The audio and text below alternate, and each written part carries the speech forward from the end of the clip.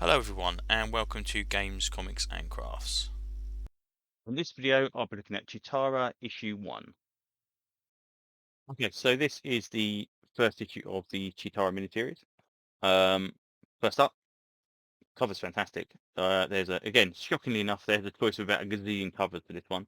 I pumped this one because I thought it was very, very good. I love the cover. It's very, very nice. Um, yeah, it's I would say it's a shame it doesn't follow the artwork inside, but actually the artwork inside is pretty decent. Um, I actually think I prefer this to the one in the main book. Um, but maybe that would change if this story was different. So anyway, um, this is basically an origin story for, well, technically an origin story for Cheetara. At least there's a flashback to Cheetara. We go to Thundera before it all kind of dissolves. We see a cat's lair, which I'm hoping they're going to build in the main series. Um, Probably my biggest complaint is some of the guys don't look very catty enough. But that's okay.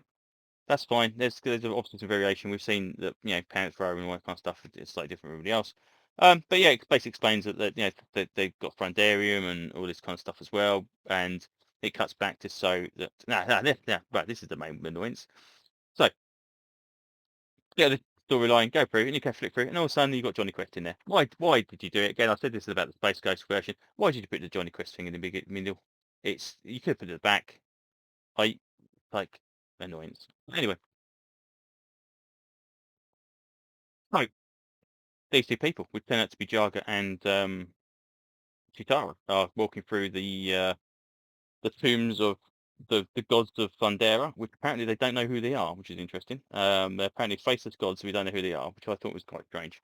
Uh, they talk about the Sword of Omens, but they don't know who made the Sword of Omens either, and it's been dormant for so long. Um, this is Jaga. Now, okay, obviously Jaga's strange because I don't know how long they're supposed to be in status for, because Jaga obviously was dead, but he looks older than that, so I don't know. Tara obviously is younger than she is. Um, we get to see Tigra later on, who turns up, and basically, apparently, Tigra is making advances towards Cheetara, which I don't think he does in the main book, but I could be wrong. And at least this guy looks a bit more like Tigra than he does in the book. I cannot stand that moustache in the book. Um, as they're looking around as well, she basically goes to see Dino, who's a kid again, staff there, and it turns out that she's kind of like been teaching Lino since he was a baby about various aspects of the Thunderian kind of life. Um, the guy is in charge. I don't know if this is in the animated series or not, but the guy in charge is called Claudius, which I think is just cool. Um, so he basically says that he's there. Now I don't know if there's any mention of actually who his mother's supposed to be. But we get a flashback. Basically, these guys have been all kind of there to kind of help look after Lino. Now, obviously, this is the lineup from the Harper Proof season 2, season 3 of Thundercats. We see those kind of missing characters that come in later on, which is quite cool. Um, Anyway, she teaches Lino all these kind of like his stuff, and she's practicing, and she's approached by Panthro, which again, Panthro. I always thought Panthro was supposed to be older. He looked a little bit too young in this, and I would have made him a little bit more chunkier. He looks a little bit too thin in this. I mean, every time I read the books, the whoever did Panthro's voice, which I cannot remember his name, that voice is always in my head, and this voice is not like the character. He's a lot more gruffer, and I love that guy's voice. It's great. Um, anyway, basically explains that you know you're doing a great job. You need to be looking after. You're doing a fantastic job looking after Lino and all this kind of stuff as well. And it turns out that Lino effectively sees Tara as his mother, which is interesting because I wonder if he's forgot that because he doesn't seem to have that kind of same relationship with her in the book itself. He seems, unless he's just got that arrogant teenager thing going off and he just friend a strop every time, but he doesn't seem to be that bothered. So anyway, she's asleep.